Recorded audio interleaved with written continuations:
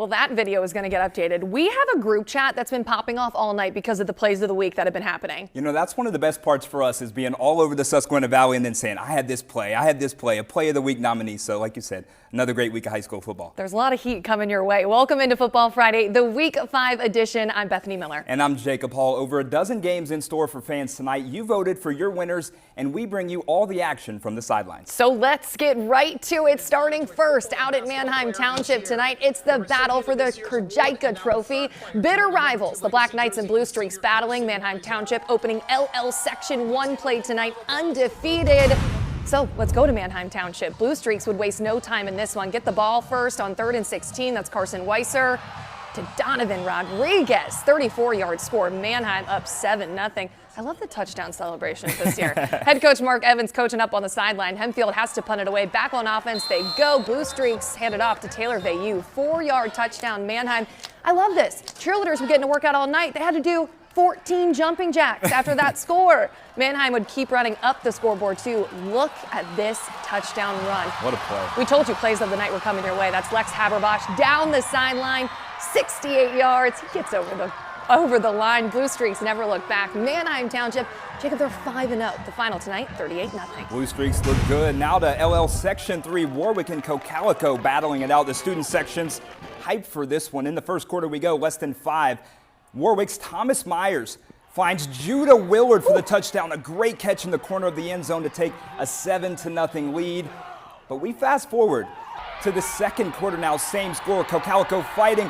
Braden Epinet gets the handoff, and he is off to the races. 88 yards to the house. That touchdown is the equalizer, and Cocalico improves to 2-0 in LL Section 3 play. The Eagles beat the Warriors tonight 10-7. What a great run there. Well, now to LL Section 5, a showdown tonight between the Saints and the Crusaders. We pick it up in the third quarter. Berks Catholic trailing by 10, chipping away. That's Bryce Gumby.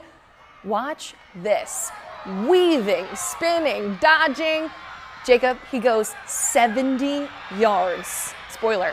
All the way to the house. What a run. We already have 3 plays of the week already. Touchdown, extra point gets Berks within 3. Look at him. But Crusaders, they don't falter. A little later, fourth quarter, David Stefanow passes to Colton Hegener. 2-point conversion, though, after this score would be no good. But Lancaster Catholic, they get a close win tonight. Crusaders move to 3-3 with a 30-28 win. Well, now let's go to our first fan vote of the night. We asked you at home to tell us the winner of 3 different games. That's right. Starting first in the York Adams League, an overwhelming majority for the home team. The Panthers, Southwestern and Central York battling it out tonight. You at home said Southwestern there. So our photographer arrived to this game a little bit before halftime. The Panthers already were ahead 38-0. We go to the second quarter. Central York, Saxton Sukanik takes the pass across the field. It's a big 25-yard gain, but the clock expires, so the score does remain 38-0 Central York at the break. Out of the locker room, Panthers, Tyler Frey comes off the edge for the big-time sack. Central York doing it on both sides of the football. Then we go to the fourth quarter. This one, all Panthers. Josh Conrad takes the pitch and in for 6. It's a 4-yard touchdown. Central York blanks Southwestern tonight 44-0. The Panthers now 2-0 in league play. What a game there. Continuing on in the York Adams League, undefeated West York hosting Kennerdale tonight. Bulldogs would force a turnover on downs and go right to work on offense. That's Isaac Roberts, a 4-yard touchdown, 7-0 Dogs lead. So we're still in the first a little bit later. After a Bulldog INT, Roberts answers again, this time with his legs, 29 yards.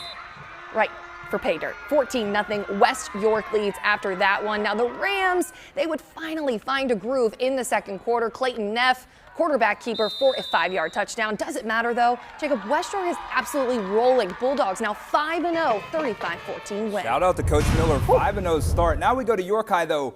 The Bearcats already with a win in league play hosting Red Lion tonight. Scoreless under a minute to go. Najee Still hands the ball off to Siobhan Anderson for the touchdown. The 2-point conversion was also good. Fast forward, under 4 to go in the second quarter. Bearcats lead.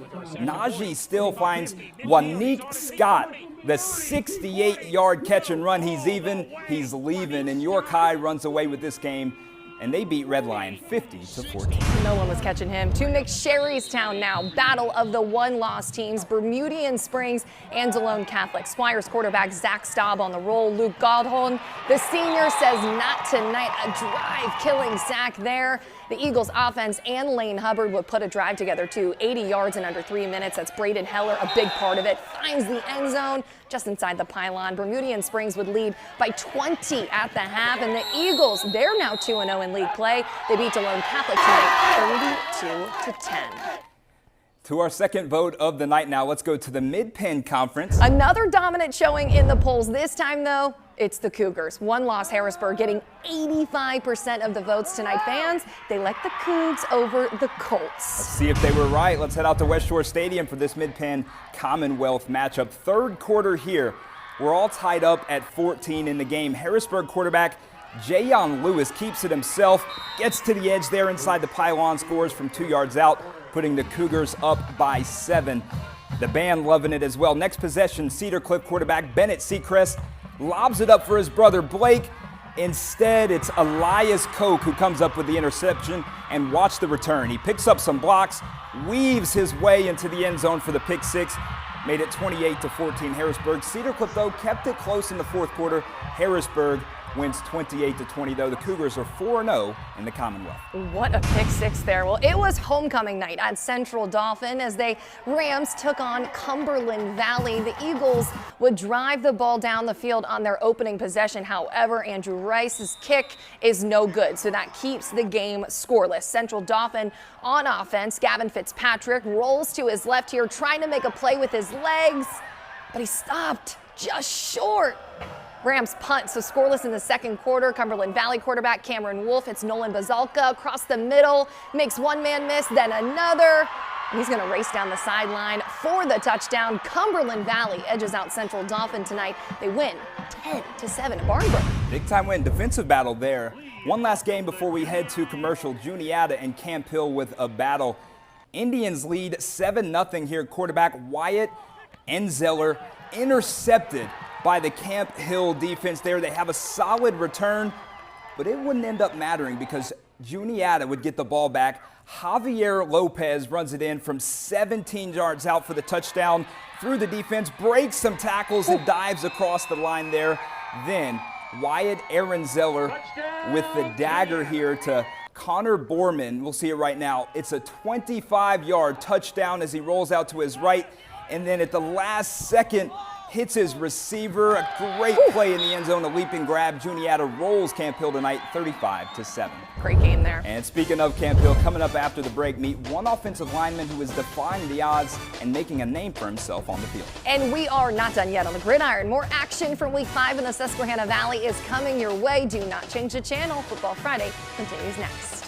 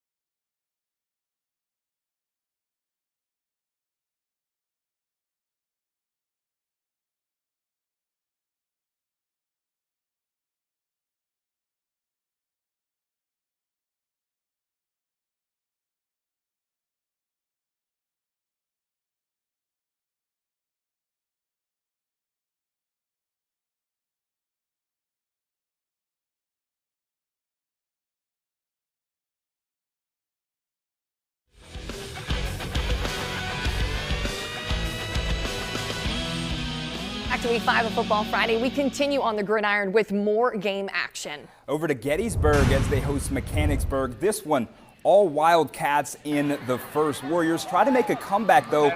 Preston Burnett dragging tacklers toward the end zone. That would lead to a Warrior score. Mechanicsburg, the future looks bright. Check out this. Noah Apple avoids the sack. He's not done. A scramble drill finds Ryan Foose. A big play for the Wildcats again. They're up big and run away with this mid-pin showdown. Mechanicsburg moves to 5-0 to start the season. The final over Gettysburg tonight, 48-20. Well, our final fan vote of the night comes from Harrisburg, Jacob. Some very passionate fans on the polls tonight. Trinity is the fan vote winner, 73% of the vote going to the Shamrocks over Milton Hershey. That's a good one. Let's see if you're right. In the Colonial Division, the Shamrocks hosting the Spartans tonight, like we just said. Trinity ahead 14-13. Quarterback Mason Boyer would hit the air on this throw right here. Goes deep to Emil Way. It's a 69-yard touchdown. Extra point is good, so Shamrocks take a 21-13 after that score there. Later, running back Christian Joy, he's going to get the rock, and he's going to take it 50 yards to the house. You can make it a 15-point Shamrocks lead after that one, and Trinity wins 35-25, their third in a row. Well, our final game of the night comes to you from Middletown. Undefeated West Perry paying a visit. The Blue Raiders would strike first in this one. It's Ortiz Harrison hitting the air. Xenon make a use on the other end of that one. But the Mustangs would answer back. Brady Hockenberry is going to run it in from near midfield, turns on the Jets, gets the old push into the end zone. Middletown, though, would still be ahead 7-6 after that score. Then in the fourth quarter, Blue Raiders with the dagger. It's Harrison to Ramon Luis. Middletown will deliver West Perry their first loss of the season tonight, the final 14-9. Well, each and every week, high school football players fight through injuries and other setbacks to be able to compete on Friday nights. Jacob, you spoke with one Camp Hill senior who has overcome the odds. Bethany, that's right. Camp Hill senior Jack Miller has underwent 13 surgeries throughout his life after being diagnosed with a rare colon disorder. He was once told that he could never play football, but now is a starting offensive lineman for the Lions and is not taking that opportunity for granted. When he was in first grade, Jack Miller, now a senior at Camp Hill High School, was diagnosed with colonic pseudosyndrome. They were like, yeah, your life's going to change, and you're going to have a bunch of surgeries and like all this, and you might not be able to play sports, and that made me frustrated. The disorder, which causes the colon to dilate without physical blockage, forced Miller to undergo 13 surgeries throughout his life and led to him missing school for long periods of time. I was always in wheelchairs and in and out of hospitals for 5 years. But eventually, after a positive report from doctors, he was able to return to normal activities, which also included sports. Got into baseball and then led to wrestling and football. Fast forward to today, Miller is a starting offensive lineman on the Lions varsity football team. To have him come in and a doctor tell him at a young age that he can't play football, can't play contact sports, and then overcome those adversities, to be able to do that, and then to be a leader as a senior on our football team is pretty amazing. Miller says he hopes his story inspires others who may be going through difficult medical challenges or any other obstacles in their life. Whatever's going on in your life, just like give 100%. If you're going through something in life, whether it's a broken bone or depression or something severely medical, you just fight through it, and then you just keep building up until you're back to healthy. These stories are so inspiring. I'm so jealous that you get to talk to these guys every week. Such a great kid. Jack's going to do great things in life. He's going to wrestle in college at a university in Pennsylvania in Williamsport. So really exciting times for him going forward. That's so awesome. Great work, Jacob. All right, Football Friday. We'll be right back. I was about to say no.